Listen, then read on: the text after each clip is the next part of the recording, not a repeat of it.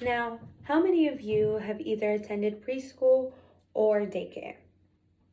With that being said, the National Center of Education stats reported on April 2020 that as of 2019, 88% of 5-year-olds, 69% of 4-year-olds, and 40% of 3rd-year-olds attended pre-primary programs like child care development and places like so. As you could see, as the age increased, so did the percentage. Now, the importance is the early ages did not get much focus on child care at all. With that being said, today I want to talk about the importance of investing into child care at an early age. Today I will discuss the problems, second, the causes, and finally, the solutions. Now, let's talk about the poor quality setting and system. So, the issue is many of these children will continue to go to these places that will not benefit them in the long run. And New York Times stated on January 2019, that many places like child care development or providers or different programs that they have focus on the market versus the child. So they aren't really investing into different products that could increase a child's knowledge or different things that will make the child better at what they're learning. And with that being said, we must create different policies. We must create a foundation that the policy could stand on. We must become unified and agree on a foundation that will make our children or future children something that they will succeed in. And not only that, but relationships as well. We should definitely take pride in creating a relationship with your provider and the parents so they could be on the same page, and a parent isn't scared of the provider, isn't thinking if this is worth it for the child, and they actually find comfort and they know that their child is going to be taught and is going to succeed in the long run. Now that we understand the problems within the child care development, why is it still not working? What are the causes of this? With that being said, it definitely goes down to the core of Congress and the people that we put into power.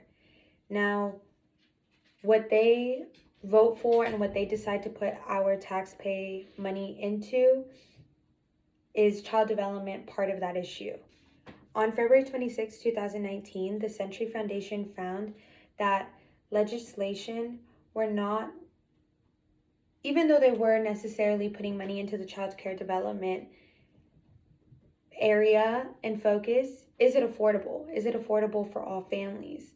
Now, we could create a really great foundation and have systems all over the world that are very beneficial for children. But is it affordable for all families across the world? If we create something that is beneficial for everybody, who is to say that everybody could reach that? Who is to say that they could actually afford what we're putting out there? And with that being said, we must prioritize state leaders that are willing to make that change of creating that foundation, but also making it affordable for everybody else. Because like I said before, you could have a great opportunity for everyone, but if you don't have the resources to get to those opportunities, there's no point.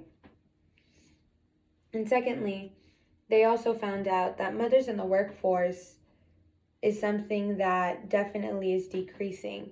The Center of American Progress on March 28, 2019, found out that mothers were definitely seeking higher paying jobs to pay for their child to go to daycare or to go to these different types of programs. And if they didn't find a higher paying job, then they were most likely to be unemployed.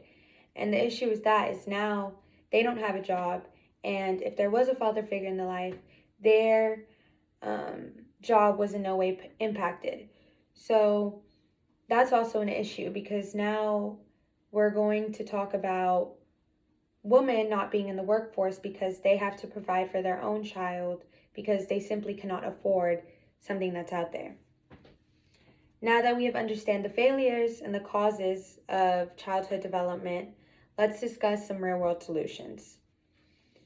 Now, the Vox on October 16, 2018, found out that kids who enter intensive pre-primary